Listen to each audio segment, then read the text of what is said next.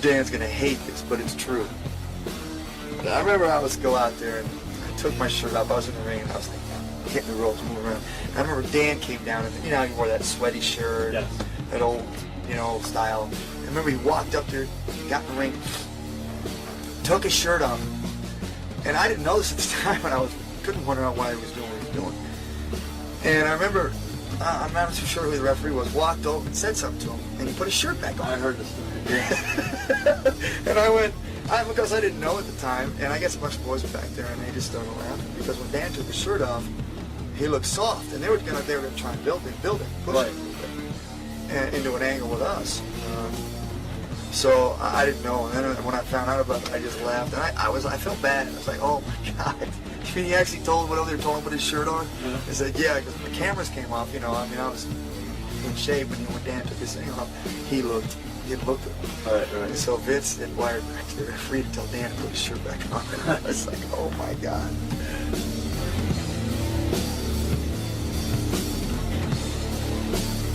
I think this is fake.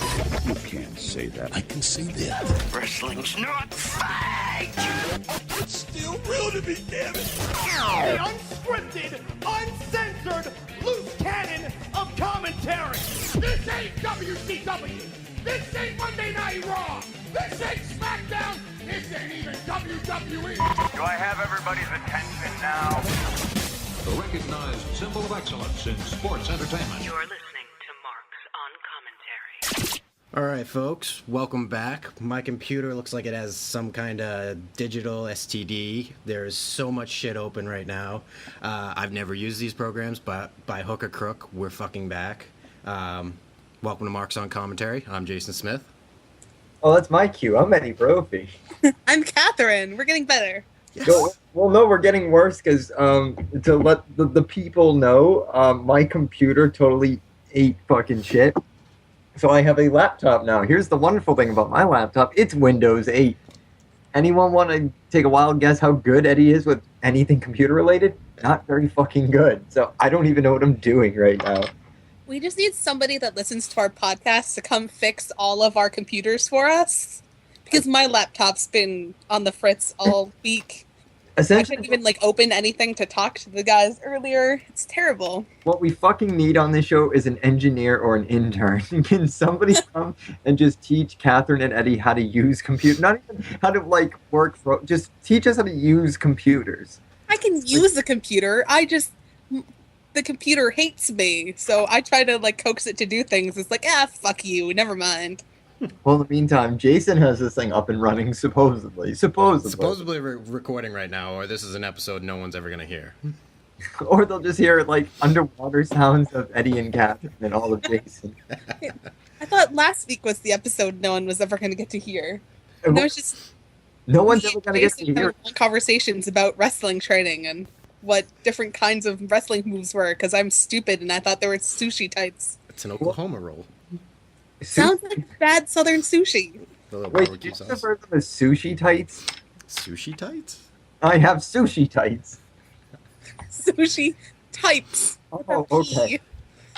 Well, Jason did divulge that he did go to wrestling school. I do kind of want to get back to that before we jump into the show. Yeah. Oh, this man. I was hearing about this last week when we were kind of trying to figure out how to make it work and failing miserably. I think this was at the give up stage, and then Jason started telling us his humiliating story of how he tried to become a wrestler. And then realizing, I'm too out of shape. And this is high school, so I'm even more out of shape now. Where the hell did you train again, or where did you go? It was the Chaotic Wrestling Center. It's actually, I think, called New England Wrestling Academy now, but before it was Chaotic Wrestling. They had a lot of, local Chaotic guys. Wrestling tomorrow. What's that? I'm going to Chaotic Wrestling tomorrow. Crazy. Oh, nice. Nice. No, they were one of, before WWE had I don't know, OVW and stuff like that. They were considered actually to be the OVW or whatever at that time. Is that the wrestling show at the fucking VFW Hall in Woburn tomorrow? I believe so. I believe they perform out Yes. of there. Yeah. Yep. Well, it's not the VFW, it's the Elks Lodge. The Elks Lodge. Because if I wasn't working tomorrow, I'd actually plan. I drove by and saw that sign. I'm like, I should go to that. Oh wait, I have to work. I am going to that. I think I've only been to one indie show. God forbid I'd let that out there, but and that was a Ring of Honor show. Does that count as an indie show? That counts, dude. I've been to two. My two very first indie shows. See my neighbor Derek wrestling under the name Slater at the Wakefield Town Hall, I think it was. And actually, a bunch of his, I don't want to say coworkers, but a bunch of the wrestlers that he worked with were actually on that MTV special. Oh, nice. Nice. So, yeah, very cool. So, anything else you want to know about my time at Chaotic Wrestling? Yeah, what was your name? I didn't have a name. We got there. We only spent 2 days there.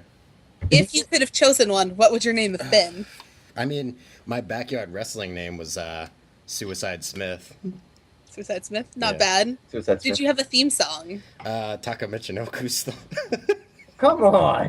What? Taka Michinoku. He was the shit. But you're white. So? Just throwing that out there. The best part is during the backyard wrestling, Dan Powers made me a Titantron where I'm just swinging like a Singapore cane tiki torch to the song. So it's just like a 3-frame, like swing, swing, swing, like almost the equivalent of like a WrestleMania 2000 like Titantron from Nintendo 64.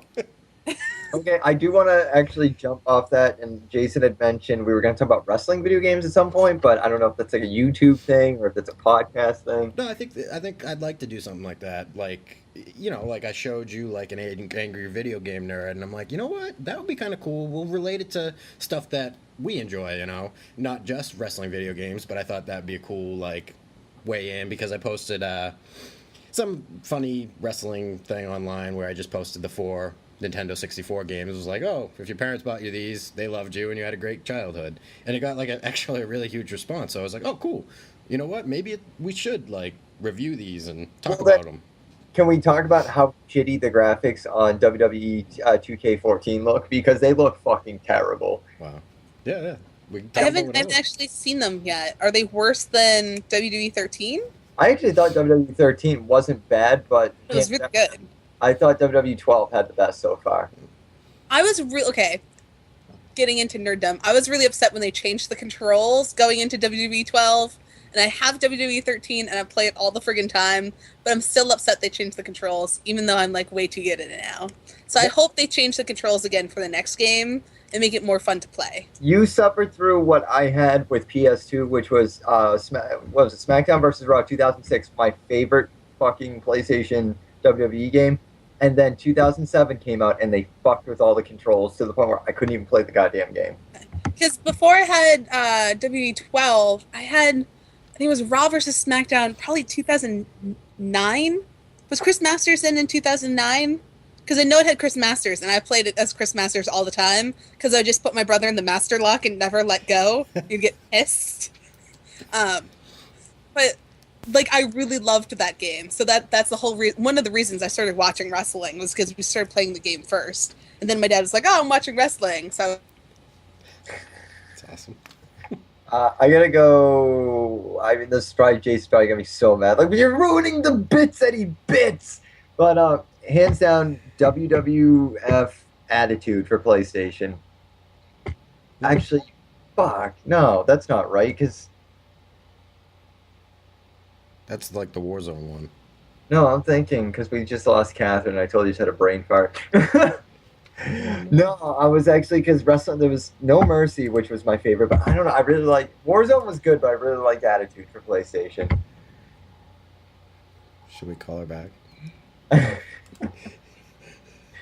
Hold on, we're getting there. See, now you're experiencing what it's like to be the host of this thing. I'm panicking. Fix it. This is why I never panic, Jason. I just sit there and get drunk and be like, well, if the ship's going down, I'm going down with. You have to deal with a sober-ish Eddie, because I'm now a non-smoker, which sucks as much as our listeners probably think it does. If any of our listeners actually smoke.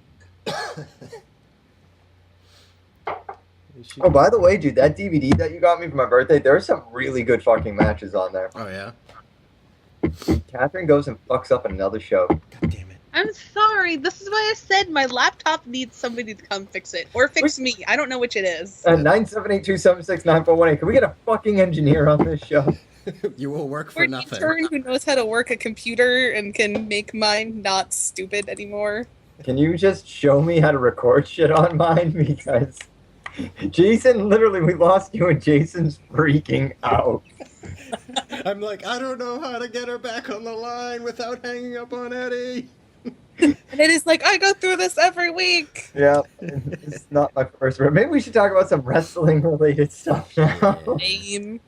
Fine. What do you want to do first? Pay-per-view or Raw? I go pay-per-view. Yeah, let's stick with it. All right. Pre-show?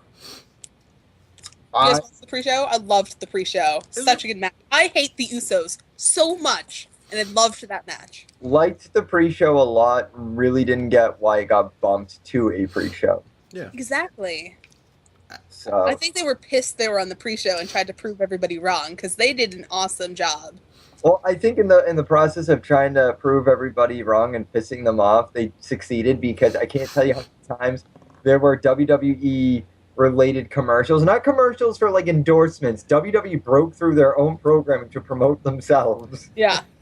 Which I remember looking at Jason, his nephew, who was active on the Twitter. So if anyone had a problem with Twitter on Sunday and us, again, I had to make my own Twitter account Monday night because Jason and his nephew were responsible. I remember just looking at his nephew thinking, this will not end well. I was like, you know what? I don't want to tweet throughout the pay-per-view. We need an intern for that. My nephew will work fine. How old is your nephew? 13. Yeah, 13. I was just like, go nuts. You know. Can we? Okay, let's put out a different request. Can we find an intern who's at least in high school, He's in middle school. not college? So, all right. So, Jason, well, I was with you. You seemed pretty into the pre-show. Yeah, I liked it. I mean, like you said, the only thing that stuck out weird was like why they were going to commercial during it, but It was almost as if that they were trying to like kill as much time as they could because they realized that, oh man, we just made our 30-minute pre-show a tag team match. Yeah. So yeah, I mean, that was it 30 minute or was it a full hour? It's 30 minutes. 30 It minutes, starts at okay. 30. Okay. the match itself was probably a good 22 minutes, but you know, with WWE.com, WWE Slammers, WWE Don't Practice at Home, now back to WWE. It was a little disorienting at times. The match was good though.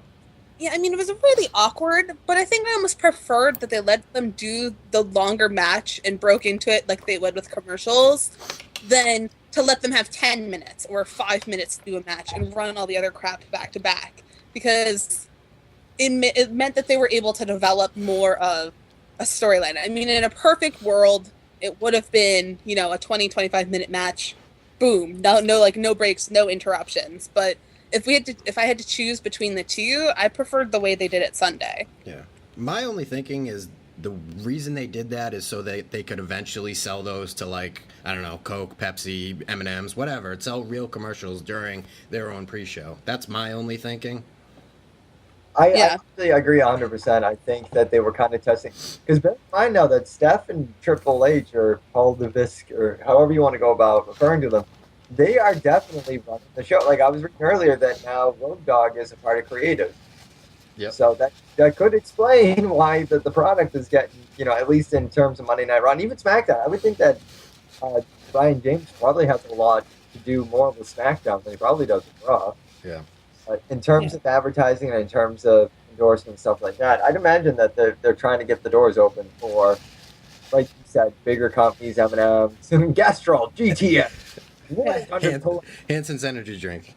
Yeah, just, endorse. Ultimately, it's trying to, get more people to buy the pay-per-view. Because if they watch the first match and it's that good, it was such a good quality match, they're more likely to buy the pay-per-view if they haven't already. But I do understand what you're saying about, they can get other sponsors in there as well and make more money because that's also their goal. I kind of like that we sort of have a new Sunday Night Heat in a way. Yeah. And that's the thing that I missed so very much about pay-per-views was that Sunday Night Heat was a whatever show. It was the buffer before Raw the next night.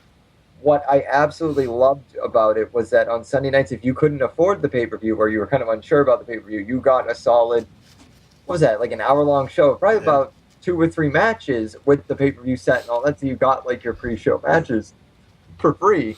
And of course, they would hype up the pay-per-view before. I think it's a brilliant idea, and I think the more endorsements they can get from different companies would only help them. Especially, well, you know, this past Sunday, I even like the fact that they have people like they had Vicky, they had that was excellent. Yeah. I actually like Kofi. I actually like that aspect of it. I like the fact that they have like a color commentary team up there. Yeah, and if it's different every pay-per-view, that's cool too. I mean, it kind of was the same group from last time, but well, not really, because didn't they have well, was it 2 pay-per-views ago? They had McFoley and Wade Barrett. So they kind of keep rotating a couple of people through. And I think it's really good because you get to see some of the guys talk that you normally don't. Like, that's the most I've heard Kofi Kingston speak in 2 years. Well, bear in mind, too, it keeps the injured guys on TV. Technically, Big Show and Kofi are injured right now. They're on the shelf. They're not on television. What's the way to keep your talent in the consciousness of the viewer than be like, oh, okay, there he is. He's not wrestling, but I still remember who he is. Yeah. Right. Agreed. I was upset that this is going to seem really petty and stupid, but I was really kind of upset that they didn't give Dean Ambrose his own entrance. I mean, I understood, the Shield was already out there. It would have been stupid to have him leave and come back in, but it made just the transition from the pre-show to the actual pay-per-view was kind of awkward. Jason and I had a conversation about this because we noticed coming out that the first match was going to be the SmackDown or the World Heavyweight title Money in the Bank match. Right. We didn't know, because we thought that was kind of abrupt and weird, that they cut off the pre-show right as people were making their entrances. Yeah. I kind of figured it was a time saver. I think Jason still agrees with me that it was basically just a massive time saver to just kick off the show as soon as possible. Yeah. Because by the time the show started, what was it? 3 guys were already out there. Yeah. Yeah. And the first match had 7, right? Because I know later we only had 6 because Kane was out. So you got to imagine, too, when you get a restless crowd like that, it's like WrestleMania 14 in Boston when they did that giant tag team, Battle Royal match. The only team that I remember that actually had a legitimate entrance was Legion of Doom. Everybody else just kind of came out. Yeah. Because there's no way you could have had, 12 different fucking tag team entrances the same way that you don't really want to sit through, 6 or 7 individual, entrances unless it's like 5 seconds of a theme and then the next guy comes out. Well, it's like the gimmick Battle Royal they had at WrestleMania 17. All the entrances were longer than the whole match. Yeah. Yeah. I understand what you're saying. But I mean, even when they do the Royal Rumble, you get the abbreviated entrance or whatever. Just something would have been nice. Yeah. Just because, I mean, even the people that got their entrances, on the pre-show before it cut over, Dean Ambrose got nothing. He just kind of go, oh, look, Dean Ambrose is sitting in the corner. Can we talk about, even though they botched it the first time, how fucking awesome him skinning the cat on the ladder was? Nice. That entire match was, I didn't know the entire time if my jaw dropped because I was in awe, or if I was just laughing my ass off because it was that perfect blend of just hilarious and oh my god, what the hell did they just do? Him with the ladder around his neck, hilarious and ingenious. But then when he did that move, yes, he botched it the first time, but oh my god, I loved it. That was a great spot. The ladder around the neck, I remember looking over, nudging Jay and saying ECW because that was such a trademark ECW thing. Was it? Okay. Yeah, that was a Tommy Dreamer ECW thing where he just basically, he'd fucking helicopter the ladder around his neck and just take out as many people as he could. Nice. Can I just say how hilarious it was to see Cesaro climb on top of Jack Swagger's shoulders? That was awesome. I like that. I have never laughed so hard during a wrestling match than when they did that. I think what made the botch so excusable to me was the fact that it was Cesaro and Swagger. No, man, you messed up. Try it again. We're still here for you. I thought it looked cartoonish. I mentioned to you, Eddie, that it was Swagger was on the bottom, right? Yeah. Yeah. So, and Cody knocks him off, or Cody knocks off Swagger, and then it was a slight cartoon second delay, and then you just see Cesaro's feet dangling. Yeah, and then hit. I thought that was awesome. For anyone who's familiar with Super Mario Brothers 2, when Mario goes to jump up in the air, his little legs are dangling and he's midair, and it takes him like a good solid minute and a half to come back down to earth. That's what it looked like. Now, did you guys like feel it was weird having a whole match of heels? No, I hated this idea in the beginning. Like on earlier shows, I think I even lambasted WWE being like, "You guys are fucking stupid. This will never work." That was awesome. Like, I didn't even really heels didn't even apply to me. Like, it's like later on in the WWE Money in the Bank ladder match, they were all faces for the most part, and honestly, like I was turning people into heels watching it. Yeah. So I mean, you had a match full of heels, and frankly, like as far as I'm concerned, Dean Ambrose and Cody Rhodes were like faces to me. Yeah. Well, Cody walked out a face now.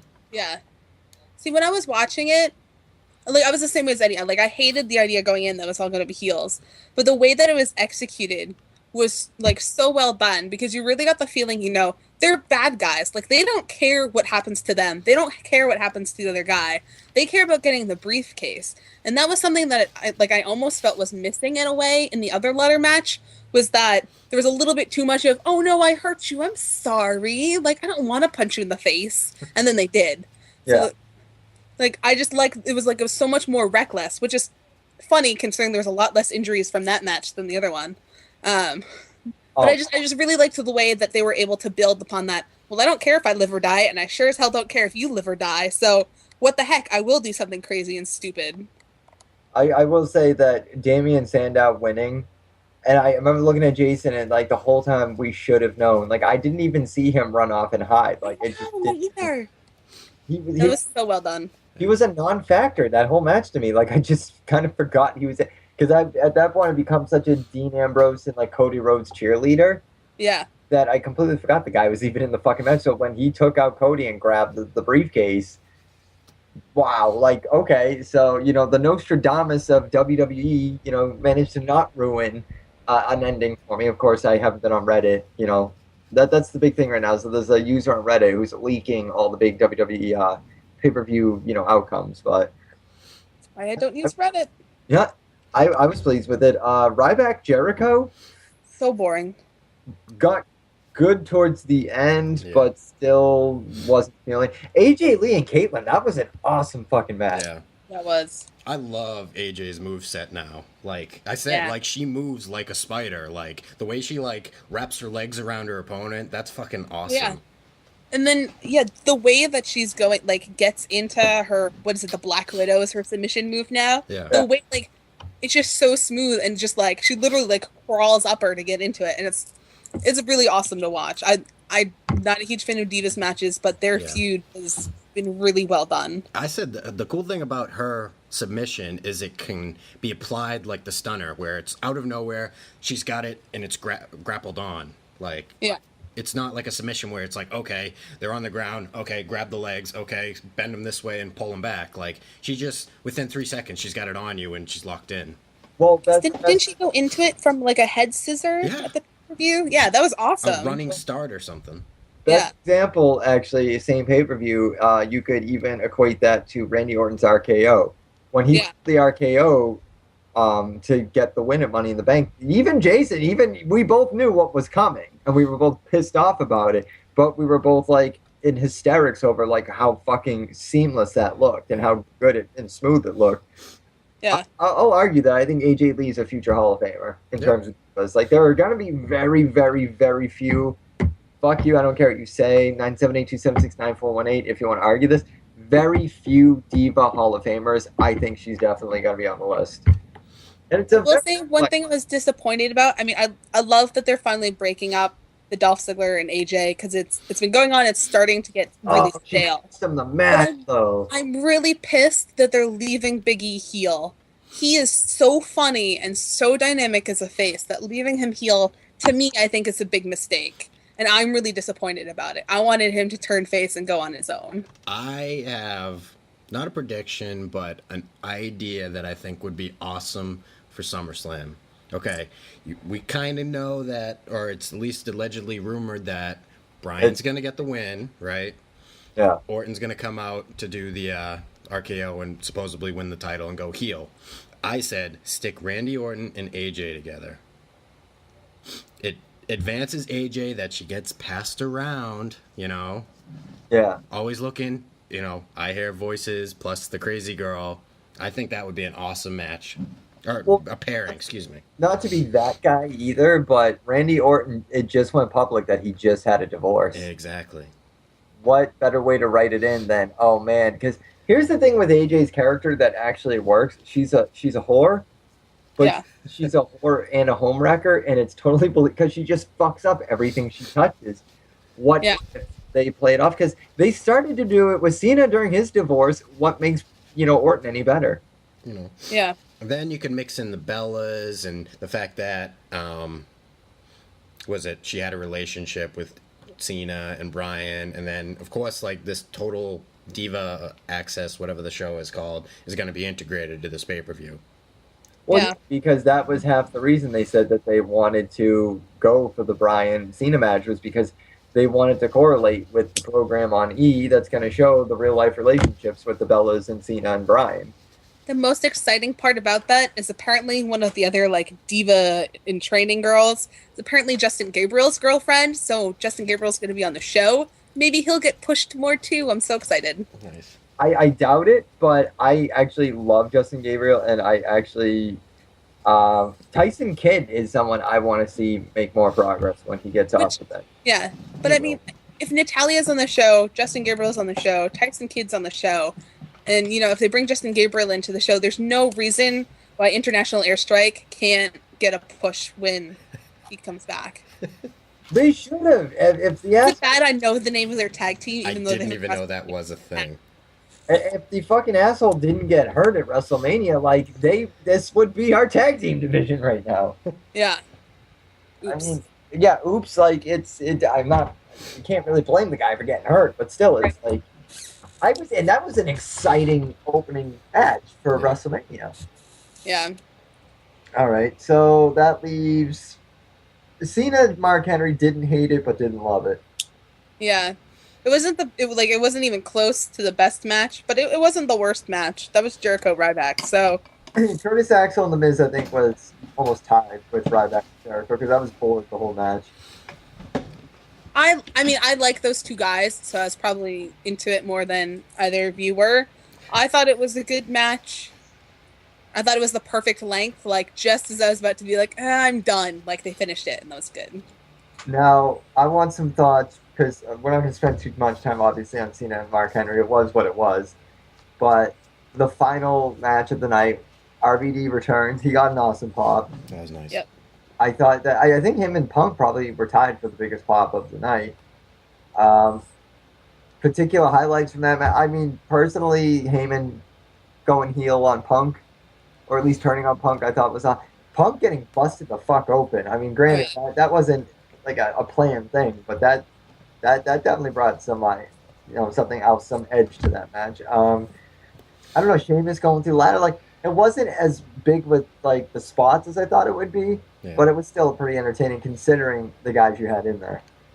I think the big thing about that match is that there were a couple of guys, you know, that do some more, like RVD does some more high-flying moves, but most of the people in that match were more brawlers. Randy Orton, Sheamus, like, so I felt like it was missing a little bit of that dynamic when they did the bigger spots and they, you know, let them do some more things just like off the ground. I thought it added a little bit of excitement. But I wasn't into it, especially after such a great match at the beginning of the pay-per-view with the ladder. Like, I thought it was kind of a letdown. It was still entertaining, but I thought they could have done more with it. Yeah. I'm with you. Now, I mean, I'm going to jump over to Raw now because by far match of the fucking night, RVD Jericho. Yeah. Yeah. Holy shit. That went long, too, because they cut Wade and Bryan. Yeah. So I think they had like 12 extra minutes, and they were like, give it to RVD and Jericho. No, that was a great fucking match. Yes, it was. There wasn't really, for me on Raw, there wasn't a lot of memorable stuff. I mean, Del Rio, Ziggler 2, it was a non-title match. Obviously, AJ came in and cost him the match again. I mean, there wasn't a lot from that Raw that really jumped out at me. I will say the crowd popping for Bryan when Cena made his decision was fucking amazing. Yeah. I forget who said it on Twitter. There was someone on Twitter that was like, he looks like he just got selected to be on The Price is Right. It was like such a perfect. That what was moment me. was. Was that you? That was okay. me. That was so perfect. I like laughed so hard when I saw that. He came out of the crowd like he won the Price, or he was called on The Price is Right. It's exactly what it was. And like John Cena was like Drew Carey trying to be like straight face. Yeah, the straight man. Now, what do we think about fucking the Paul Heyman CM Punk Brock Lesnar angle? Because I loved it. I loved every second. Oh yeah, I love it. Yeah, that's awesome. They are two of the best promo cutters that there are right now, maybe of all time. And like to have them just like face to face, like laying it all out on the line, it was captivating. You couldn't look away. It was like a train wreck. You knew something terrible was going to happen, and you just couldn't stop watching it. It's the pound and ground of Brock versus CM Punk's scrappiness. You know, every time you're like, oh, he's got him down. He's going to beat the shit out of him now. Punk would find a way to get up and start just brawling and hitting, knowing that he's about to take another punch, but he's just like, fuck it, I'm going to fucking knock you around. Yeah. In a lot of ways, you kind of got that feeling like he was fighting for his life. Like he was, like he knew like he couldn't stay down because he was just going to get beat up more, but he just kept getting up. You just wanted to be like, stay down, roll away. Now, I showed you this awesome picture I found online. It was a comparison of Brock Lesnar and CM Punk, and it was Wolverine versus the Hulk. Yeah. Yes. I was actually kind of hoping that they were going to use that as a SummerSlam poster, to be honest with you. Yeah. It was pretty awesome. Who are we predicting comes out of that match? I think Punk. Yeah. Do you actually have your money on Punk for that one? It depends. If they're intending on doing a couple of these, then the first one to Brock. But if it's a one and done, Punk. Now, what about...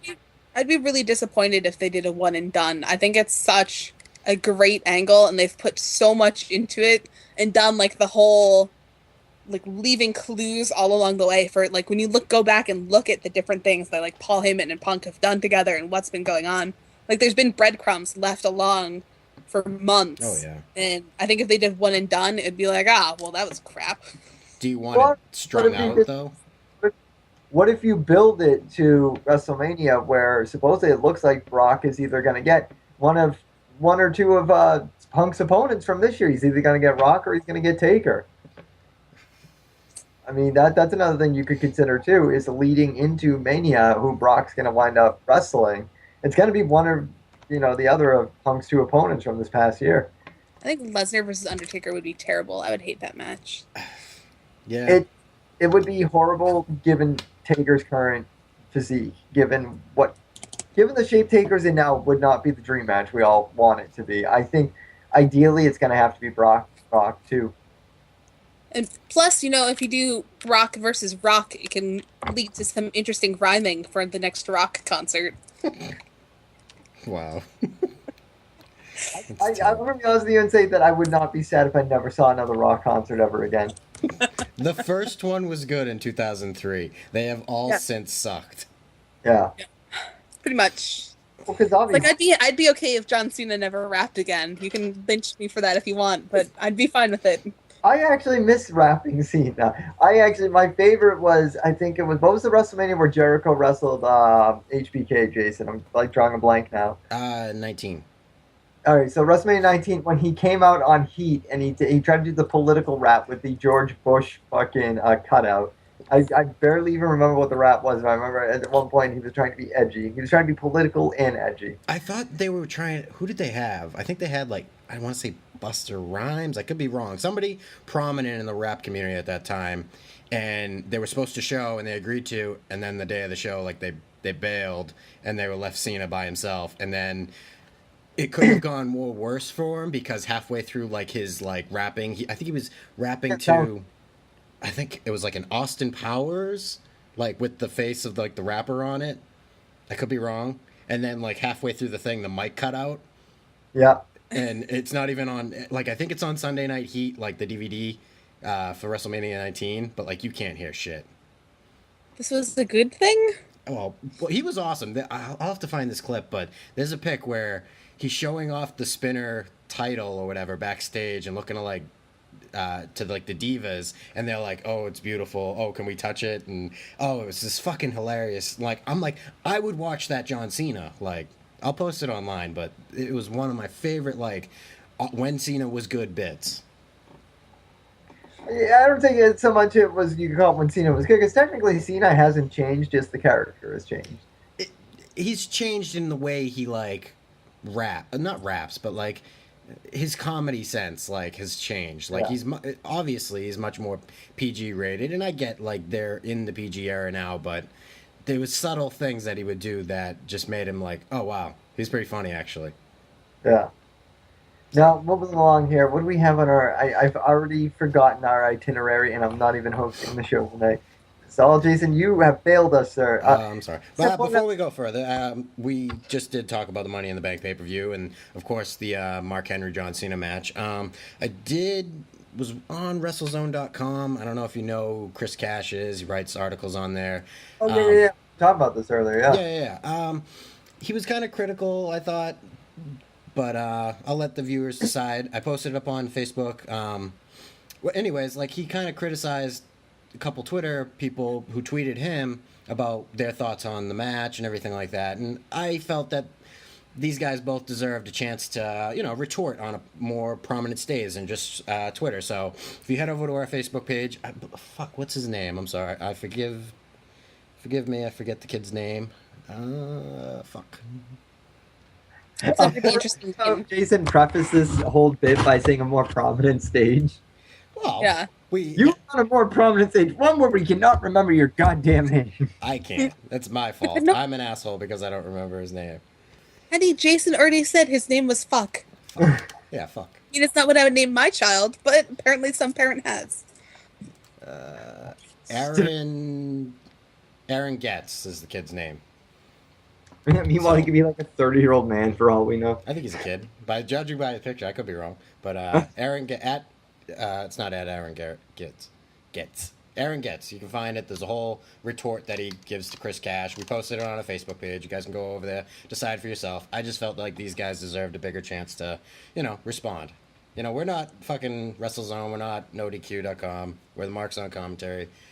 I give people, use us as a way to talk to a larger community. We have fucking almost 4,000 followers now, so. You have 4,000 followers, and like 8 of them actually listen to this. So you mean more than that? You have like 8 more people read your story. The last episode did, I think, 200 plus listens, so. Fair enough. That's kind of scary that there's 200 people that want to listen to us talk about wrestling. I just imagine it's like German people or like somebody in Taiwan. It could be my former Japan following from the last podcast I did, although... Do you want to plug that? Well, yes, the last podcast I did where we had a large Chinese following. I always get corrected because I want to say Japan. Wherever the typhoon hit and it killed all of my listeners, no lie, we went from having like 200 to 300 listens to 20 listeners. What was the name of the podcast, sir? If you can even find it, it was Eddie and Cammy Make a Podcast. I don't even think you can find it. I don't even think I want anyone to find it, but still. It's out there. It's like a former life that you're just trying to repress. You don't know that person anymore. Way changed your name. I don't even know that guy anymore. I'm a much crankier, flakier, pain in the ass now than I was then. But yeah, so that was that. So, but we have listeners, Kath. We do have listeners, and we try and support our listeners. Keyword is try because we can barely. Just not financially. We'll support them emotionally, but not. Yeah, absolutely. I ain't giving you shit. They should be supporting us financially. Exactly.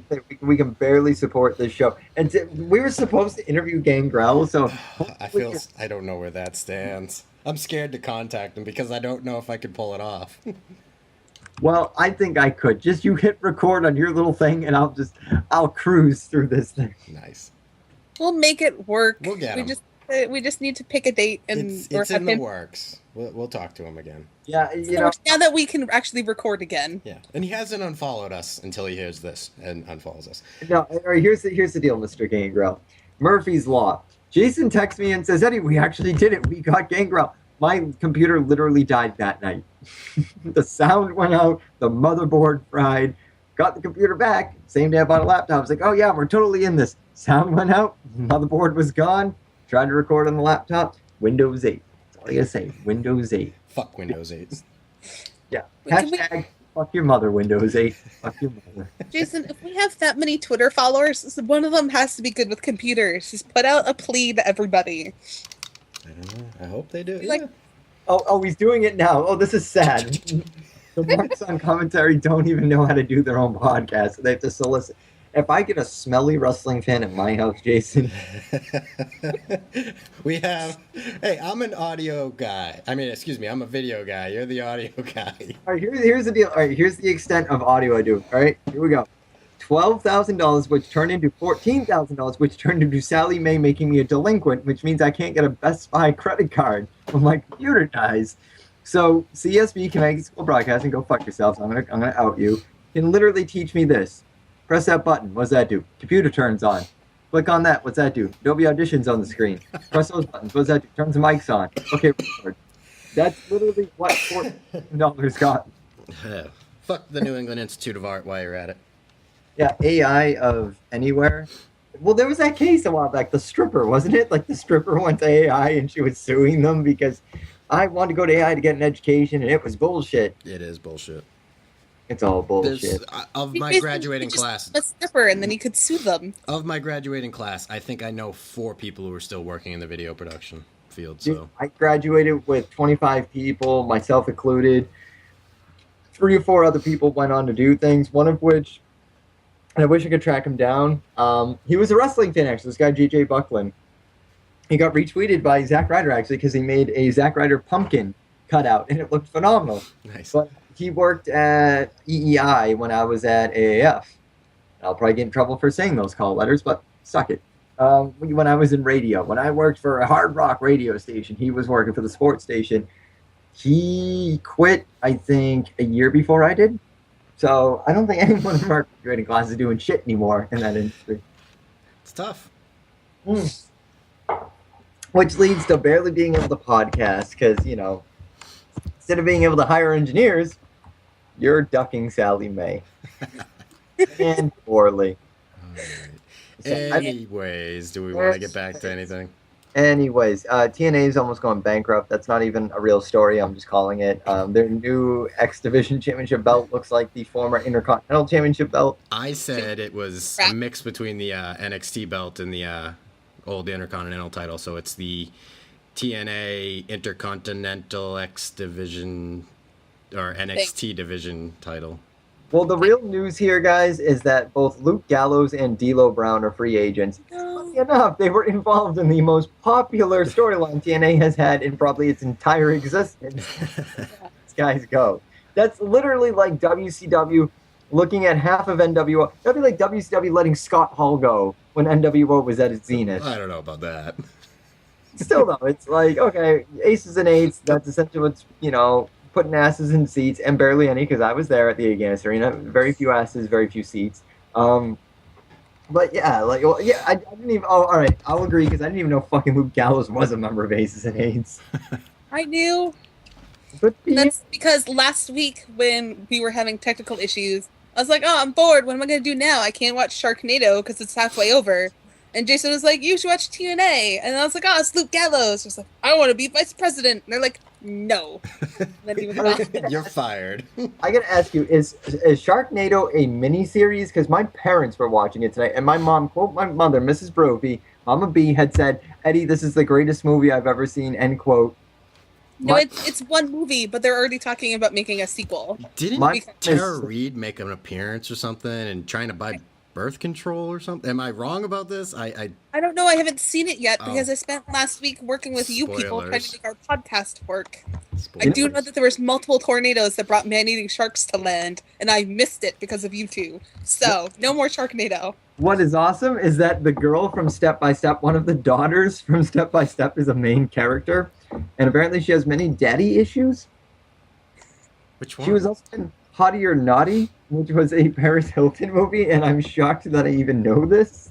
Which one was it? I think I'm losing brain cells during this conversation. Like the, I don't know, Step by Step. All right. It was the hot one. It wasn't the older one. It was like the middle one. Is that a New Kids on the Block song? Step by step, you baby, gonna get me you care. Don't. Is it bad if I said that just so because I knew he would sing the song once I did? Start saying other terrible 90s shows. Family Matters. Oh, I almost did the Full House theme. No, dude. No, that's not Family Matters. Shit. You guys keep talking. I'm thinking about. He's got to go look up 90s shows. What else are we going to talk about? You wanted to talk about the Performance Center, old news now, but it does look really cool. Yeah. Oh, that was Family Matters. Yes. Can you just sing a different 90s theme song for every new topic?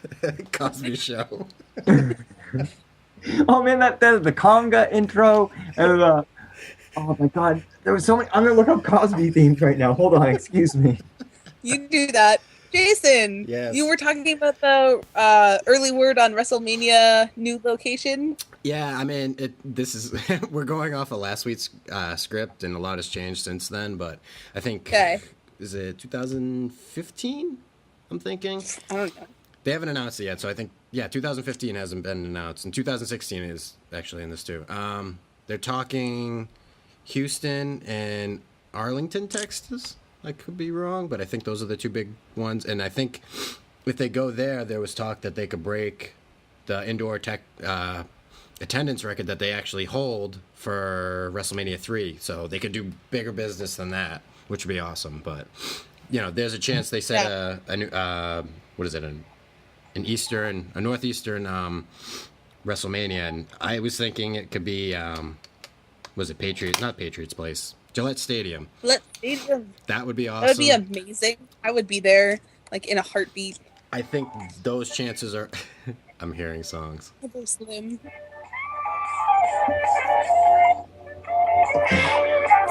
Talk amongst yourselves, you were saying. I think the chances are slim, because unfortunately, they can't bring a lot of that stuff up here. There just isn't...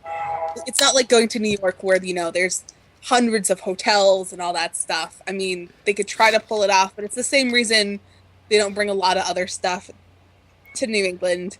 And it's just because, a lot of people would complain it's cold, which is stupid. They just had it in New York, New Jersey. Yeah. People would complain there's not enough stuff around, which is stupid. It's right outside Boston. If you're coming for WrestleMania weekend, you're coming for everything WWE related. I think I spent half a day doing something non-WWE related when I went there for 4 days. Like getting to his girlfriend. Yeah, asking my girlfriend to marry me. Yeah, whatever. Back to wrestling. I do know quite a bit. It's in Foxborough, Massachusetts. I know quite a bit because I am a huge Patriots fan. I do follow the stadium, everything that goes on with it. I know they have a hard time convincing residents to do that stuff. So that would maybe be something that would stand in the way, as if the city itself said no. Yeah. But I think it would be an excellent opportunity. We don't get a lot of that stuff up here, and I think they'd get a big turnout.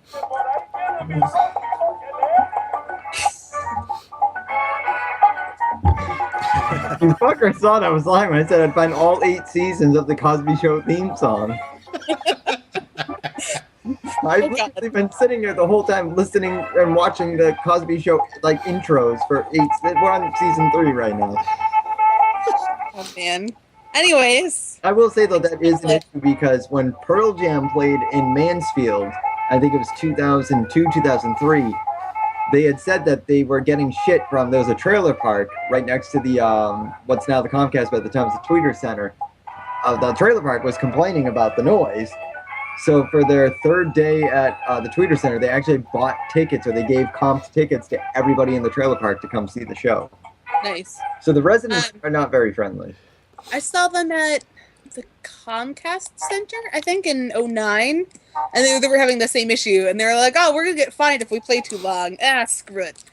Yeah, but unfortunately, there's a lot of those sound ordinances and all that crazy stuff, and they're pretty much just out there to make sure we can't have fun. I don't know. Boston's big enough that you could have the access and stuff in Boston. Excuse me, I said I would be sneezing. You could have the stuff in Boston and keep everything away from Gillette Stadium until WrestleMania Day. I think that would just make it really hard for the wrestlers and the people that would have to shuttle back and forth. Eddie, it's getting really distracting. I can't focus anymore.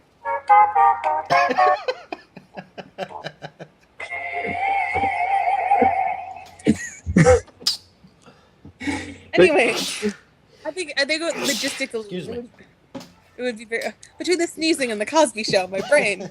I think logistically, it would be hard to do part of it in Boston and part of it in Foxborough. They're close. I just don't think they're close enough unless you're, a nationwide sports channel that doesn't feel like calling it Foxborough and just refers to everything in New England as Boston. I'm not bitter about it, I promise. I would love to see a WWE pay-per-view at Fenway Park. I always said SummerSlam would be cool. For SummerSlam, though? Maybe. Except that there's baseball all the time. And it's just small and cramped and uncomfortable. I hate going to Fenway Park. I would be pissed if it was at Fenway.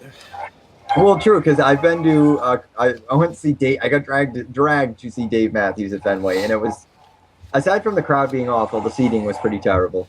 Yeah. They renovated it a couple of years ago, a little while ago. It's probably been 10 years now. I don't even keep track of it anymore. But I'm not entirely sure they made it that much better. I don't know. I think it would work for SummerSlam. You put it on home plate pitcher's mound, go from there. Yeah. I mean, I've been to a lot of events at Gillette Stadium, and I feel like they could pull it off. They would just need to have, the right setup and the right deal with the city and stuff to work it out. And that might be too much work for them to actually go through with it. Philly, I guess, is the other option that they were talking about. Oh, is it? Which I'm hoping for, because that's not that bad of a drive. Well, it's like 5 hours, but still. Better than paying for a plane ride. Yeah. Oh, so one thing we haven't gotten to talk about, because we haven't had a show in a couple weeks, I apologize. My brother got married. I had to do family stuff for a couple of weeks. We mentioned it. But we didn't even be able to talk about the Wyatt family.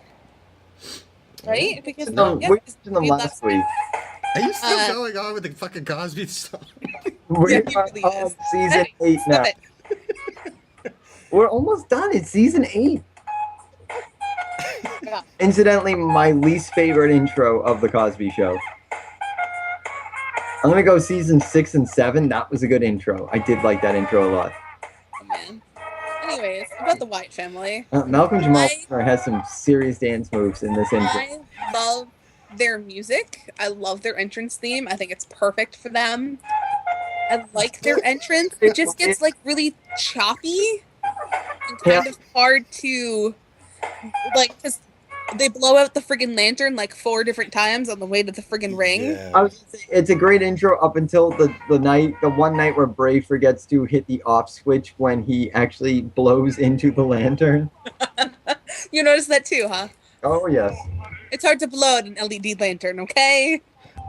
The only part about that intro I don't get is he blows out the candle and then walks out with the lit candle. Is it? Yeah. I mean, I get it, obviously it's prepackaged and everything like that, but in terms of trying to convey a message, I don't know. There's something weird about that. Here's what happens. We're coming. Why would you do that? We need that to see. How are we supposed to get down the ramp now? I want to see the guy in the goat mask or the lamb mask getting really whiny and complainy like an ex-girlfriend. Why would you do that? That's the thing that stuck out to me is, can you name the 2 other guys? Yes. Goat boy. It's Eric and Luke. Okay. Luke Harper and Eric Rowan. Is that their indie name or is that their WWE TV name? Huh? Is that their indie name or is that their WWE TV name? It's their WWE name, I believe. Okay. That's what I found out. Because that message hasn't been conveyed yet. No, they haven't really introduced themselves. I will say the promo that they cut Monday after beating the snot out of R-Truth, fantastic. Loved it. It was I thought it was really perfect. And then Wednesday night, mentioned it to Jason and Eddie before we started recording on Main Event, the way that they stacked up 3MB and Justin Gabriel in the most awkward way possible. It was very funny, but it was with a great promo, so it made it work. But I'm a huge 3MB fan because I like terrible stables, and so it was really fun watching them squirm. Slater's gonna slate. That's right. Oh, Eddie. What is that song? Oh, tell me you know the Growing Pains Oh, theme. okay. Eddie. Yes. More wrestling, less 90s themes. But all of your wrestling arguments sound much more compelling with a television show theme song.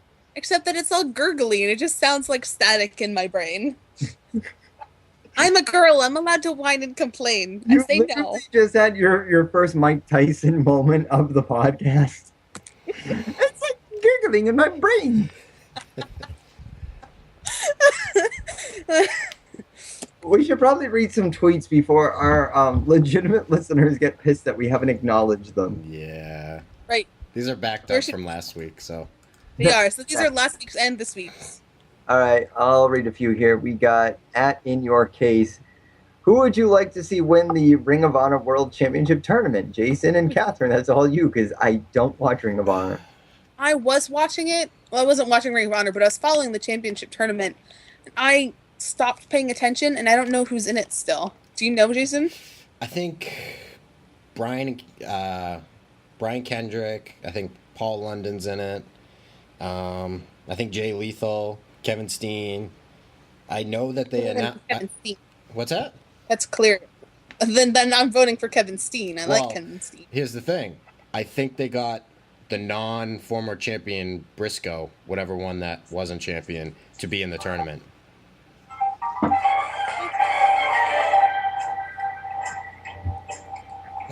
It's again. This day and age, to read it good. So the newspaper page. We don't really follow ROH as much as we should. Yeah. But if Kevin Steen is still in it, totally Kevin Steen, because he messaged me on Twitter and it made me very happy. Oh, yeah. I'm gonna guess the non-champion Briscoe brother will get the strap. So. Awesome. Yeah. All right. So in your case, also wants to know: is anyone catching your eye in NXT? I haven't been watching NXT, although I heard there was an excellent match this week. My friend Dan said that Ric Flair's daughter made her debut. Oh, nice. And he said that she was really good. So I guess it would be her. My favorite people from NXT were released last month, a month and a half ago. So I'm still bitter about that, and therefore I've kind of been boycotting NXT. Why would you get rid of Dolph Ziggler's little brother? And why would you get rid of Derek Bateman? Like, it's just so stupid. Anyways, that's my bitching about NXT. Do you have anyone, Jason? I'll go with Generico. I mean, I haven't seen him in there, but, you know, obviously I've seen his work. He's not El Generico anymore, right? He's Sami Zayn. It's El Generico. Let him be El Generico. I'm going to go with El Isn't he Ginger in real life, though? That threw me off. I was not expecting him to be Ginger. He's Canadian Ginger, who portrayed a luchador.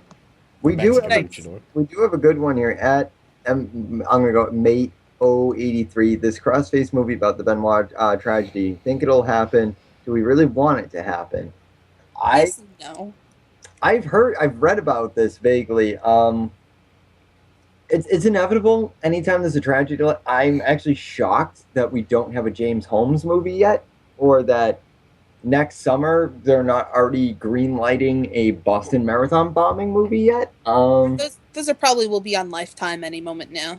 Any day now. That train is never late. In terms of a Benoit, curious, but I'm not holding my breath. Not that I really want to, but it would be interesting to see if the wrestling community supports it, or if the wrestling community that really is what would make me curious, is if the wrestling community supports it or condemns it.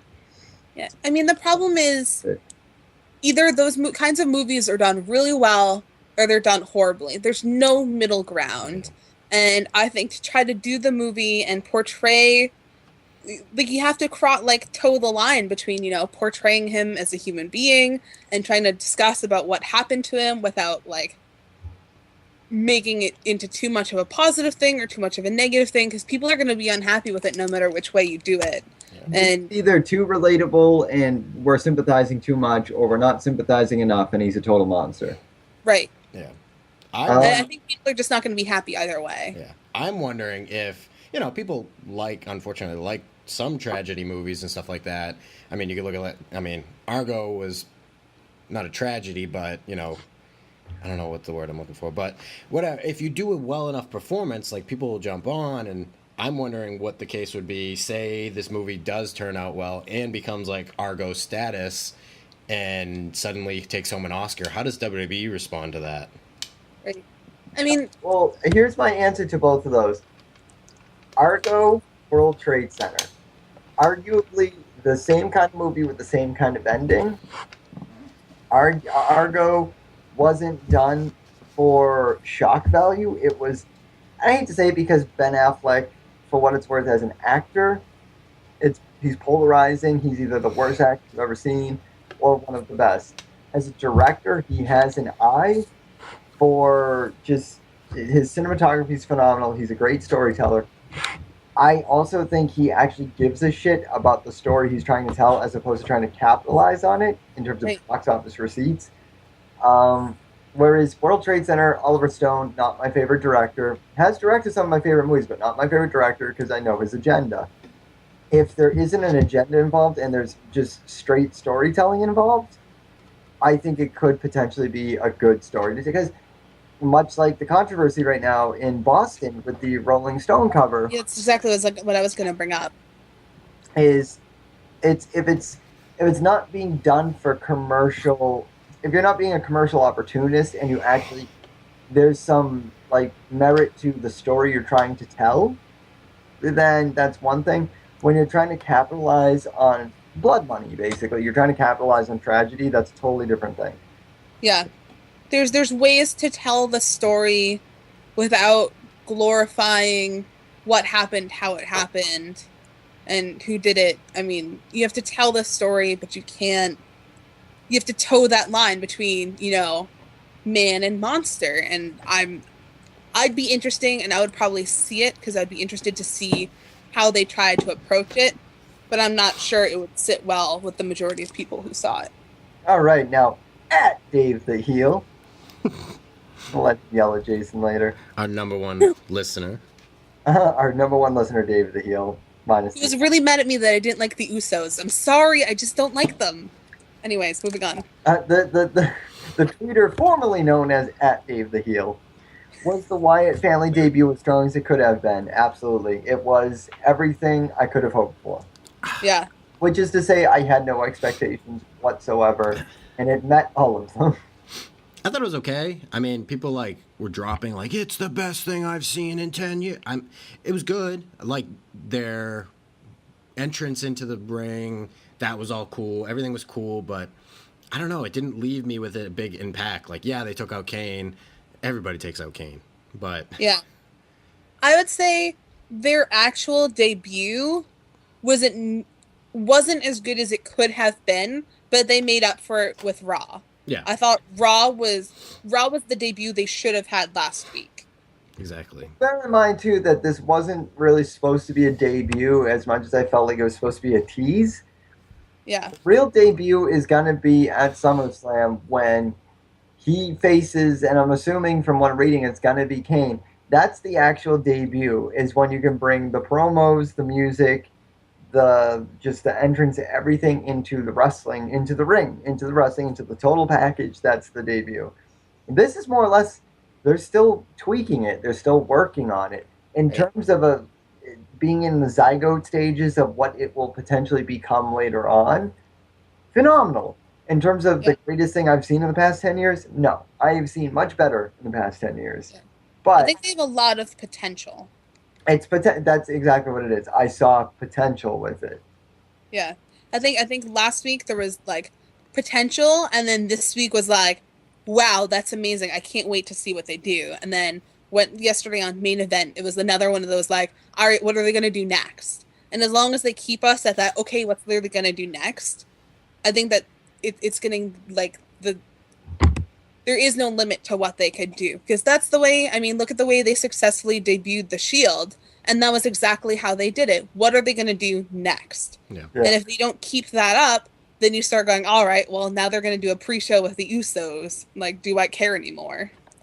All right, well, this one proves to be promising. At WWE Sucks With a Z. Z. How long will it take, and this is all in caps, how long will it take B number 4, John Cena starts walking down the ramp with the golden shovel? Fuck you, that's how long. At Punk Axel Lesnar. Question, if RVD doesn't win MITV, Money in the Bank, what do you see him doing in the future? Parentheses, he'll maybe feud, etc.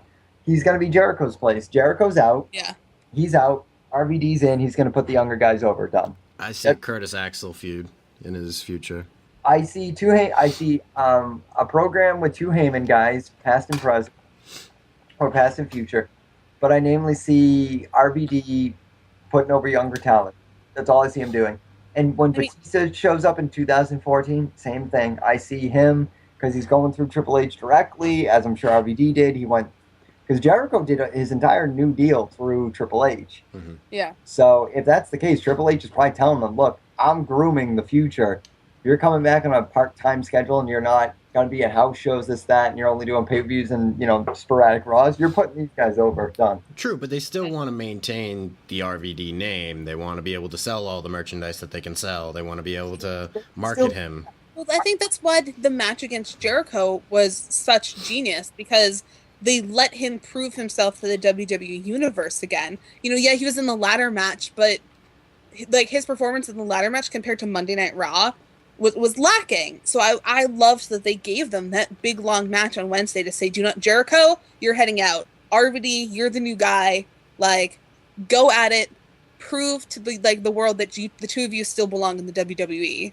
Like, despite your age and despite everything. I thought that it was fantastic. And I think it will give him credibility moving forward and allow him to put people over. I would love to see, Paul, because you have the big, Paul Heyman guy versus Brock Lesnar versus CM Punk. I would love to see, the other form of that, which is, the former Paul Heyman guy, RVD, versus the current Paul Heyman guy, Curtis Axel. Like Jason said, you can have that storyline being done 2 different ways at the same time, and they'll be unique and different because the people are dynamic enough to do it. Well, here's another thing I'm going to propose to both of you, because Paul Heyman guy has come up a lot in that conversation. One of my favorite things that I did spot at Slammiversary at the Gannett Arena was Paul Heyman girl. I'm a Paul Heyman girl. A t-shirt worn by a very fucking hot girl. I do have that t-shirt. I have a girlfriend. I didn't see that. Hey, shut up. You have a fiance. You didn't see it. I have a girlfriend, and I did see that.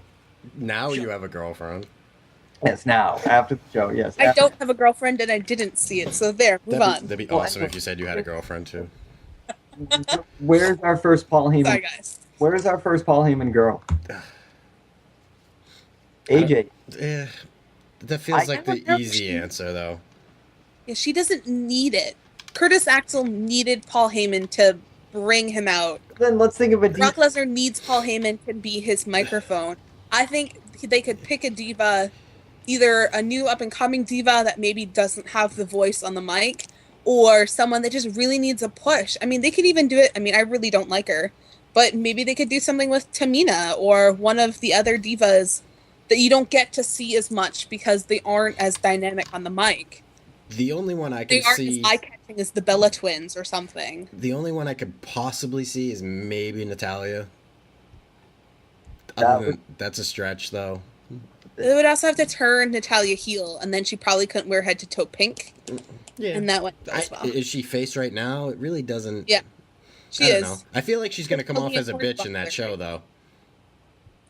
A little bit, but she's paired with Hornswoggle, and Hornswoggle's incapable of being a heel because he's a midget, so... But the other part of doing that is maybe when you get Tyson Kidd back, maybe he's a Paul Heyman guy, too. I don't know. Oh, that's... What about Tyson Kidd and Justin Gabriel? What do you do with them? I think they need the face team. There are so many great heels right now that they need more face teams with airtime to combat them, because I'm sick of seeing the Usos already. Yeah. I would love to I've said see it 5 times, but even if I liked the Usos, now it's been 2 pay-per-views of Usos, and it's like, all right, well, they added face paint this time. That doesn't make them interesting. Like, do something else. I would like to see them like promote like a 3-person like face group. Like you have like 3MB, you have the Shield, now you have the Wyatts, but they're all, you know, with the exception of 3MB, who are kind of tweeners, but they're all kind of pretty much heels. They never really pushed like a 3-man face group. Like I think if you, what was it, Gabriel, Kid, and maybe even Evan Bourne, you know, It's true. that's a nice 3 tandem group. Stick them with Paul Heyman. I don't Too know. much hype. I feel like they would need kind of like a heavy in there to be more of a brawler and protect the 2 kind of smaller guys.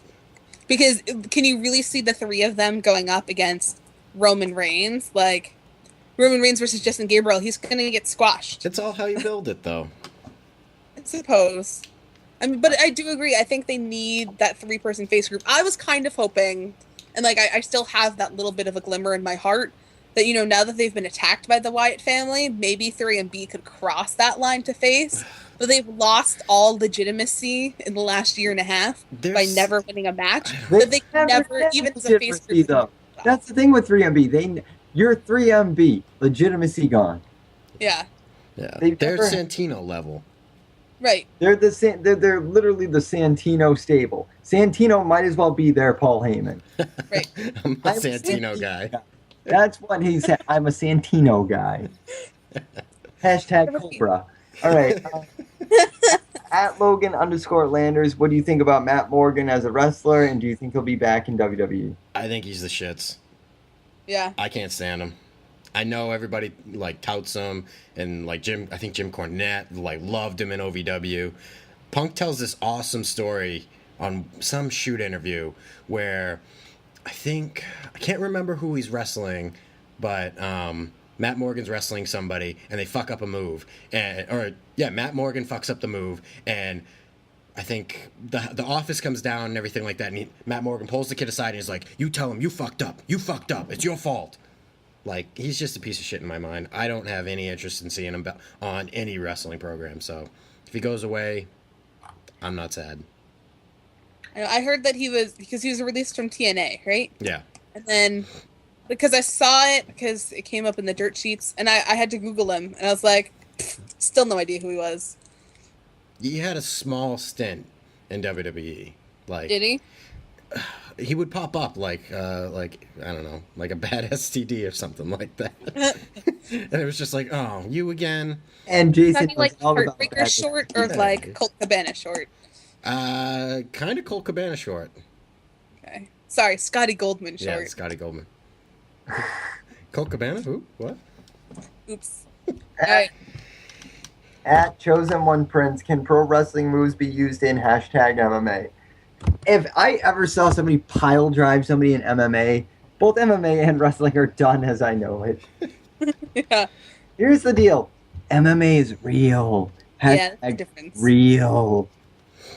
Yeah. I mean, there are moves that get used in both, but they are not executed the same way. If you kick someone in MMA, you are kicking them in the face. If you kick someone in pro wrestling, you're kicking them in the face, but not nearly as hard. All right, here's the deal. MMA to wrestling translates very seamlessly. Wrestling to MMA, train wreck. Yeah. Since you're going to do like an SAT question, like wrestling is to MMA as like KFC is to chicken. As Alice Cooper is to chickens. In your case, would you like to see a Brian Orton feud? No, because Randy Orton's involved. That already happened. Yeah. And it was boring. At Joey_M_Peters Dolph. Joey_M_Peters. Dolph and AJ got me thinking best male female manager combos of all time. I'd put Edge Leader over Macho Miss Elizabeth. Fuck you. You don't know what you're talking about. Top 5. Well, this will be easy for me because I have little to no experience with this because I've only been watching wrestling for a couple of years. We know this. I apologize. I was a huge fan of Dolph Ziggler and Vicky Guerrero. Yes. Because Dolph Ziggler was a no-name, and there's no easier way to get you absolutely hated than to walk out with Vicky Guerrero. So for a long time, that combination was amazing. Ziggler never would have gotten as popular or as hated as he is now without that. I think it went on too long, and they should have maybe cut it sooner. But for them to have that connection boosted Ziggler to somewhere I don't think he could have necessarily gotten on his own at the beginning. They did the same thing with Edge and Vicky Guerrero. Yeah. Now, you say manager. This is tough because technically Chyna was not Triple H or Eddie Guerrero's manager. She was simply like a girlfriend or a bodyguard or a valet. Porn star. And yeah, in that regard, I would say Triple H and Chyna is number one. Yeah. I was always a fan, like, to think of best combinations, to me it's like two people who without each other aren't really that good. And when you stick them together, they work together. I always thought that Jeff Jarrett and Deborah worked really well together.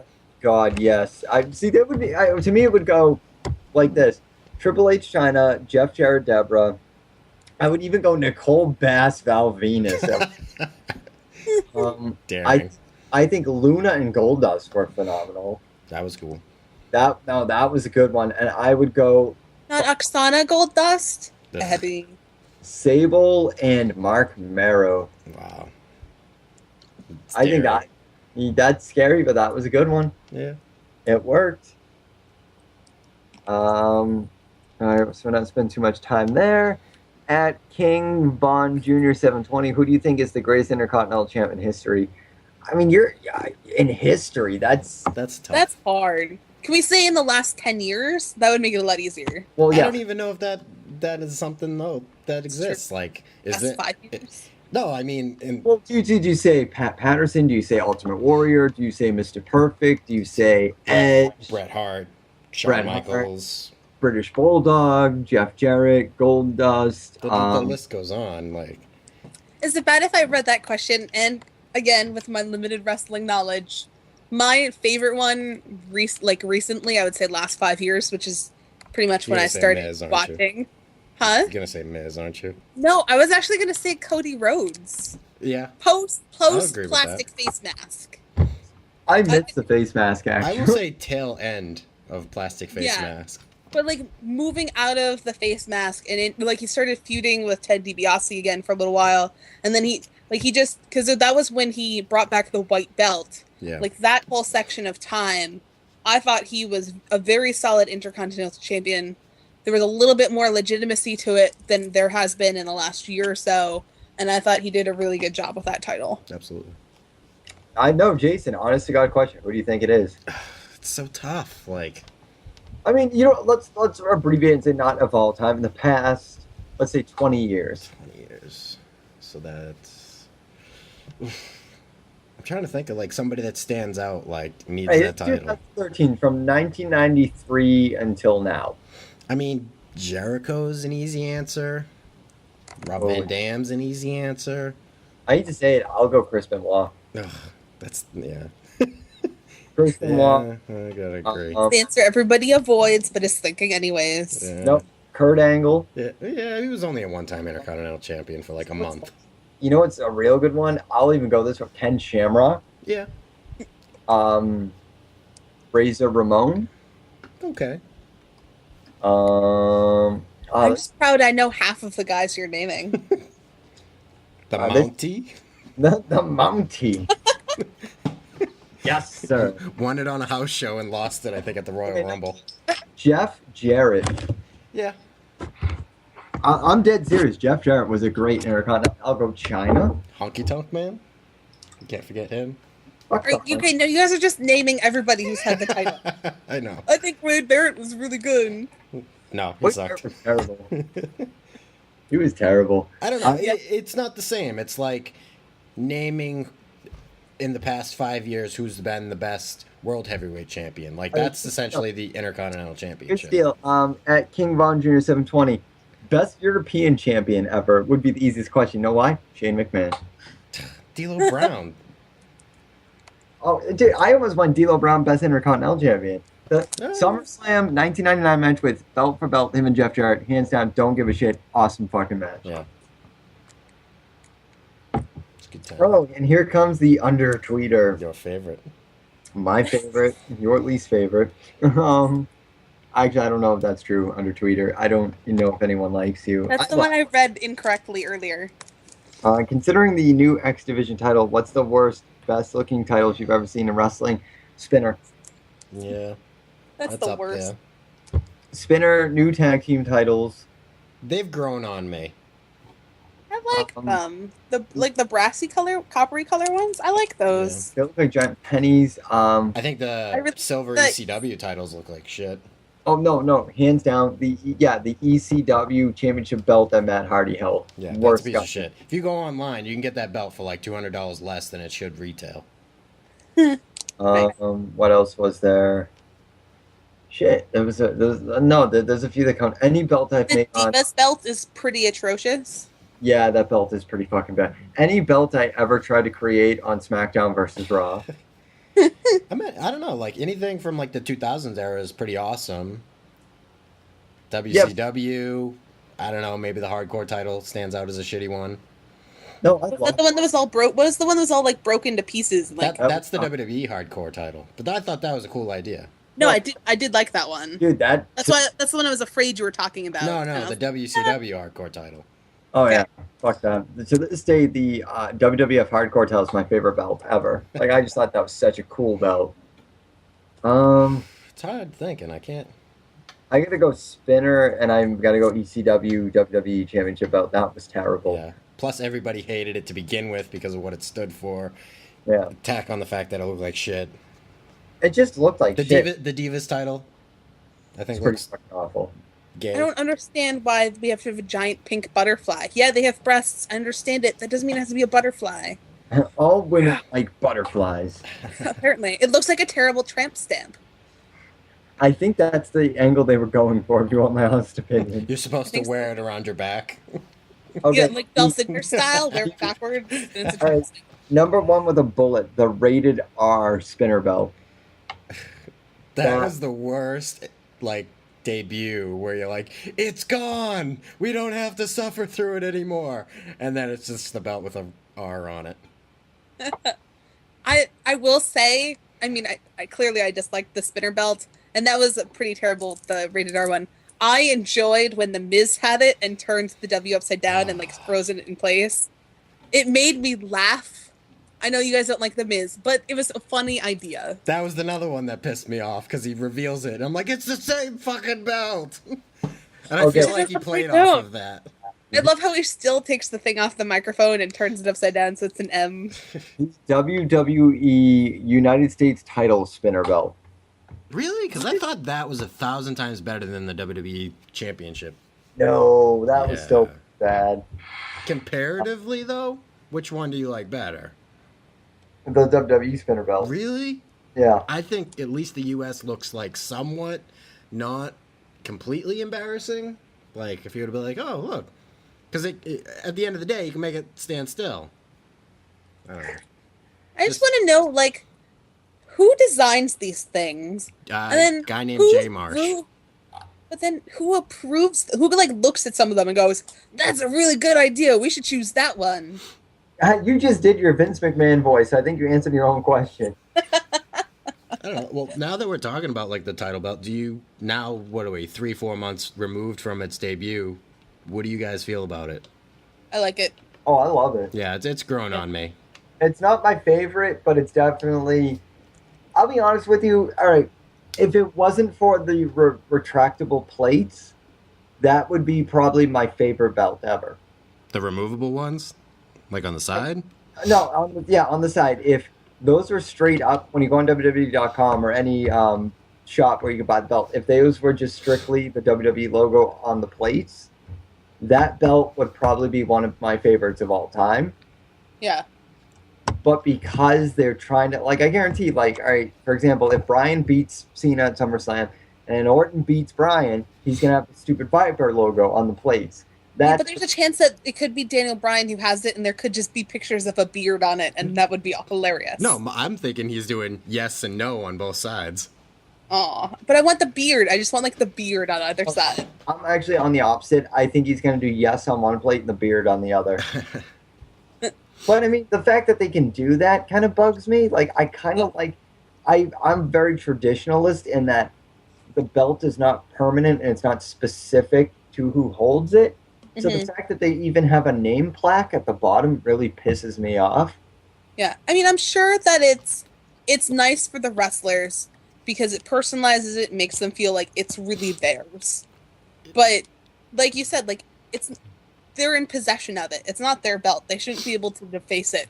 The other times when it's been defaced by, you know, Edge or by The Miz, or like I know there was controversy when Lay Cool broke the women's belt in half. People were upset about it because it's, you know, it's not theirs. It's symbol. It's something everybody wants and everybody's trying to get. So for it to be personalized, it's like, well, I don't want that belt. It's John Cena's belt. I don't want John Cena's belt. I want the belt. Yeah. Well, see, that's my whole point. Is that's why I hated the Smoking Skull belt. Now, this is in the Attitude Era. That was the one thing from the Attitude Era I fucking hated was Smoking Skull belt because it was not Stone Cold's belt. Stone Cold was the reigning champion, and that belt could be gone. And in a way, I kind of, as much as I hated the angle, I liked the 24/7 hardcore title. What it proved was that you were a defending champion 24/7 at any given day. Yeah. That belt was not fucking yours. If you held it, you were the guy and you were the fucking man or woman, but just know that that shit is gone in a second. If you take your eyes off it, it's gone in a second. Do you know the story behind the Smoking Skull belt? No. Yeah, all right, I'll tell you. When Austin first got it, they had that like blue strapped one, and like it was a circle, but it had like ridges on the side. I guess at some point, Austin got hit in the mouth with like the ridges, and it like busted him open, and he was like, all right, fuck this. And he called the belt maker for the company and was like, this is what I want you to do. You're going to make me a belt, and it's going to look like this, and blah, blah, blah. Okay. If Austin shows up to TV, he doesn't bring the WWE title. He brings his belt, and he's like, this is the new belt for me. And Vince gets pissed, and he walks out with it 1 week. Vince is like, all right, you bring that belt back next week or whatever, we'll fine you or whatever. Brings it back, comes out with the old WWE title, and then there was like a massive like influx of like people who were like, what happened to that other belt? Bring it back, we want it. Like messages, phone calls, all this shit. So they ended up using it. So nice. So Eddie, if you don't like the belts that are specifically personalized for people, then what is your feeling on the Internet Championship belt? It's not a real belt. Not a real belt. It's not true. You can defend it on WWE 13. You can give it to yourself. I honestly, that is got to be the saddest fucking story in all of wrestling. I couldn't win a belt, so I made one of my own, and I will never defend it because it is mine. Wasn't there talk about making him defend it against John Morrison at one point? I think they were going to do it at like Night of Champions or something. Yeah. Which would have been cool, but... You know what would have been cool about it is that when I think of the internet... Here's the thing, and I don't mean to get too serious. When I think about the Internet Champion, I think of the Television Champion. Internet is the new television. Why do we not have... Like, and here's the deal. WWE Creative, I want a job because I have a girlfriend who I'd like to see who doesn't live in my fucking country. Why do you not have, like you did back in the day with the cable television or just the TV belt or the television belt, why do we not have an internet belt which is strictly defended on a YouTube pre-show or YouTube specific Saturday morning slam, something... No. They could do it on the pre-show before the pay-per-views. A strictly Saturday night main event type deal that streams only on Hulu or YouTube or Netflix, where you have an internet-specific belt that the guys or the girls in NXT, like the mid-carders or the one star of the rookies, can wrestle for. And that's... RVD was the greatest television champ in ECW, and that guy made a name for himself. If you're going to have, like, lower the mid-card tier, give lower to mid-card tier an actual belt they can wrestle for that has more merit than an NXT belt. I don't know. I kind of feel like you just said it there, that is kind of the NXT belt. Yeah. But, I mean, I understand what what you're saying, because the problem with having so many, you know, the mid-carders or even below mid-carders, you know, the people that aren't getting a lot, Justin Gabriel, Tyson Kidd, Evan Bourne, half of those are injured, but you know what I mean? Like, even 3MB, you know, the people that you know are never going to win the Intercontinental or the United States Championship or, God forbid, the Heavyweight or the WWE Championship. Give them something to work for so that when they have matches or when they're involved with things, it'll make them push harder and give you a better match because they're actually fighting for something. But it'll also, you know, bring them, I think, a little bit of attention because people won't go, oh, well, I don't care who wins this match. They'll, oh, it's a belt. Like, let's see what this is about. They just need to make the belts they have now mean more. Yeah. Well, do that before anything else. I think they need a belt that doesn't mean as much so that the other guys can work for it.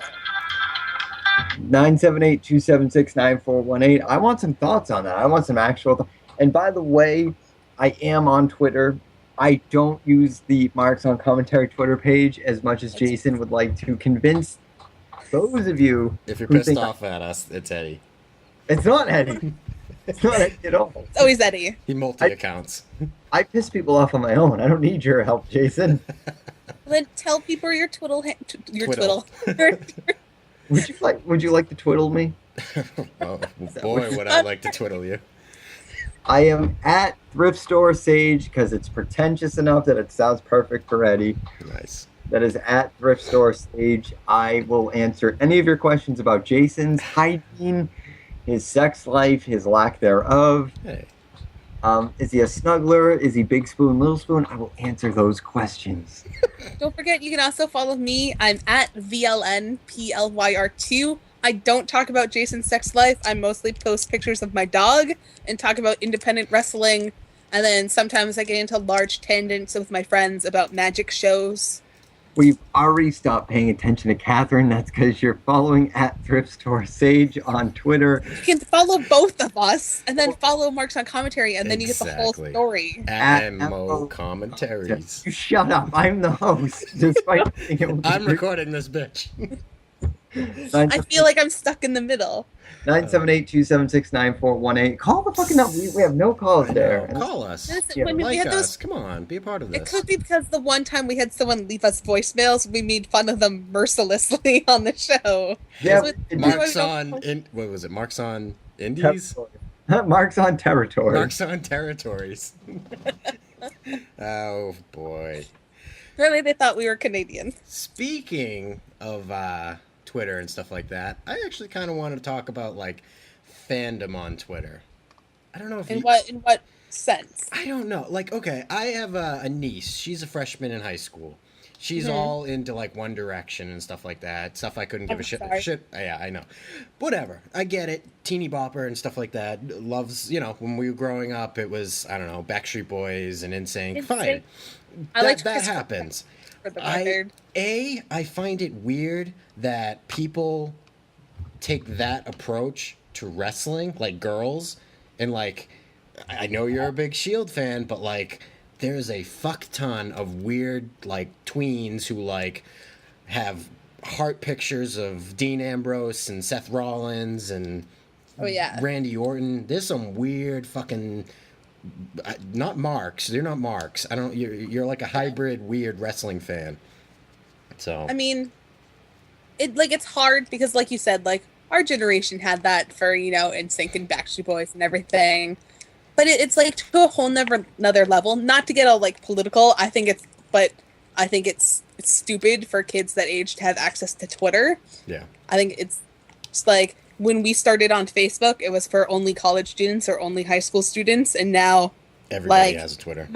My sister-in-law's cats have Facebook, so it's a little bit weird. Eddie, not this song again. Anyways, I think it's unfortunate that they're like, because they draw attention away from people that could, how do I phrase this? Not that they draw attention. When you are someone, who has a lot of Twitter followers, the last thing you want is for your inbox to be filled with, I love you, marry me, have my children, like, why don't you love me? Like, retweet me. And it's just a bunch of attention seeking. And I feel like it causes people to not want to respond to their Twitter follower. Eddie, stop it! Stop it. Come on. We're trying to have a serious conversation. Anyways, I think, I mean, it makes people not want to, like, check their Twitter. Because, like, I know I have Twitter on my phone, so every time someone messages me on Twitter, I get a message. I don't get a lot of people that message me on Twitter, but I have days where I'm like, shut up, leave me alone. My phone's going off every 5 seconds. Yeah. So it's like, I can only imagine these people, you know, who have hundreds or thousands of Twitter followers, if they have even, you know, 100 people going, I love you, you're so pretty. Okay, well, let's get into this then. Not to get on the true serious end of it, but it did come up in a conversation with me today. Serial killers. What? No, serial killers. No lie here. On Twitter and fan bases and stuff like that, and like teeny bopper followers. James Holmes, Tumblr followers. They call themselves homies. Let's see, the dude. I had to go through my Twitter and unfollow Aaron Hernandez yesterday. Yeah, like the fucking Boston bomber. He had fanatics show up at his hearing for him. These show up.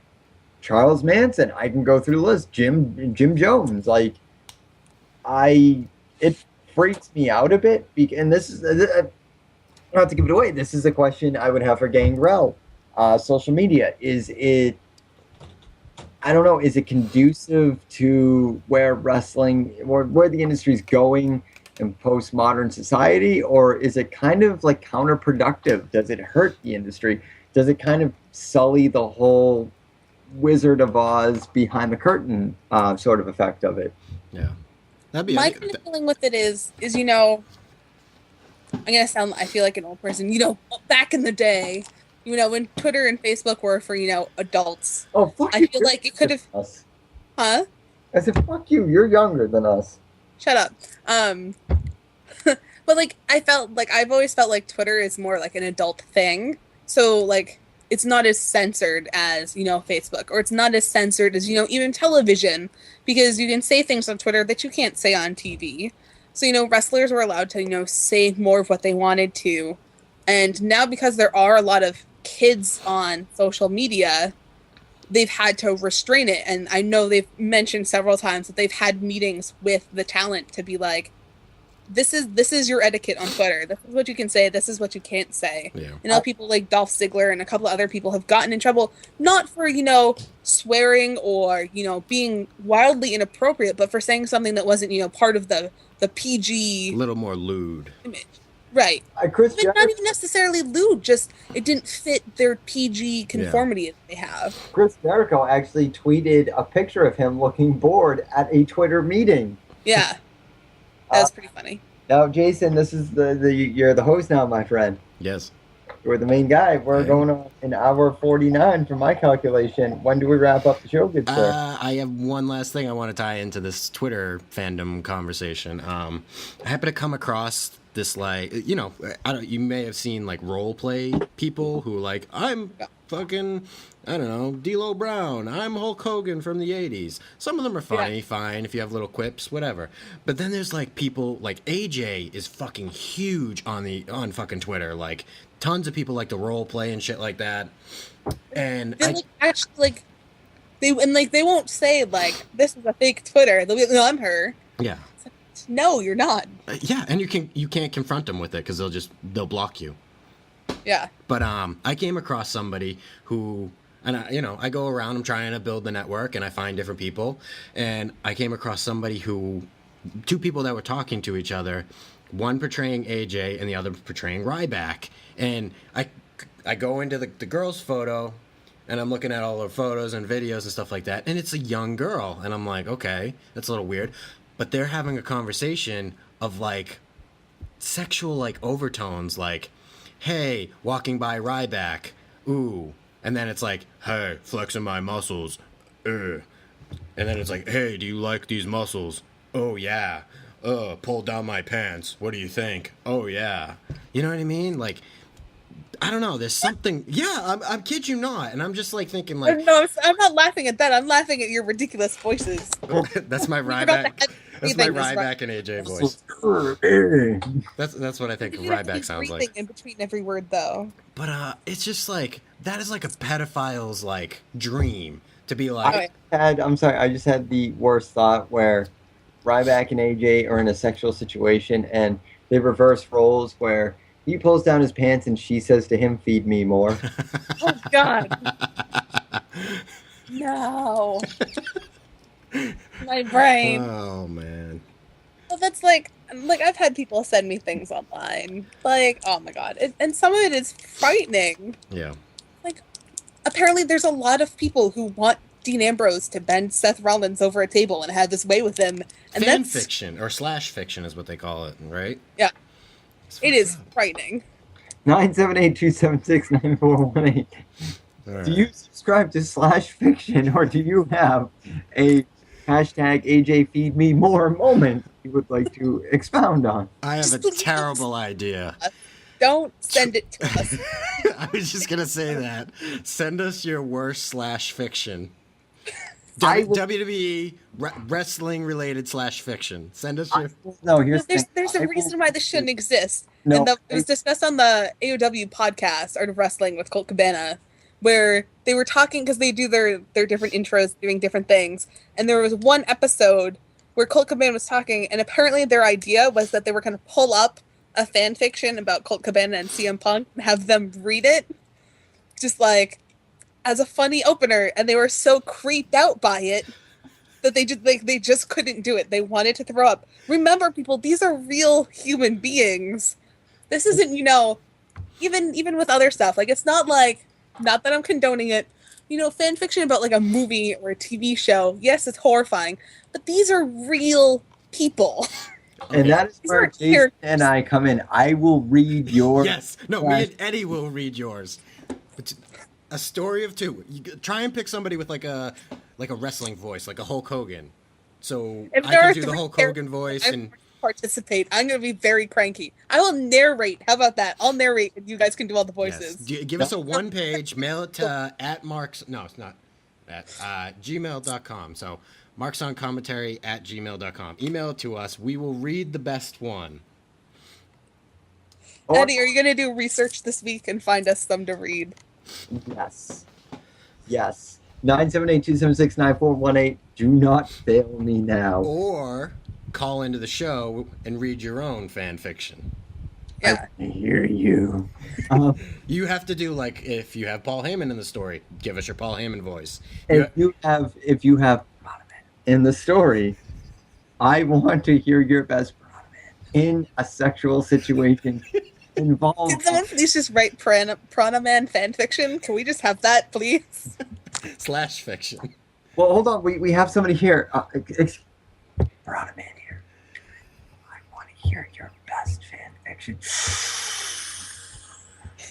about me. I say, Piranha Man Piranha Man wants to hear your best fan fiction about him. Can someone please just write a quick fan fiction of Piranha Man having his way with Eddie? Or Gold Because I think that's where this is leading. So. I have tingles. 978-276-9418 at MO Commentary on Twitter, Marks on Commentary on Facebook, markscommentary@gmail.com. Jason, am I leaving anything I out? think you got to. Oh, marksoncommentary.com. Don't do www.marksoncommentary. Just do marksoncommentary.com. That explains a lot because I can never get on our website. I have no idea. Register.com sucks balls. I got to move over to something better. But we have a website, and We I'm do. supposed to be reading bios. I'll work on it. We'll Don't do worry. that. We'll get there. Well, Jason, now it is your time, my friend, to wrap it up. Alrighty. You know who I am. I'm Jason Smith. I'm Catherine, and that's definitely Eddie. Yeah, it is. So let's hear your best dirty next week, and we'll talk to you next time.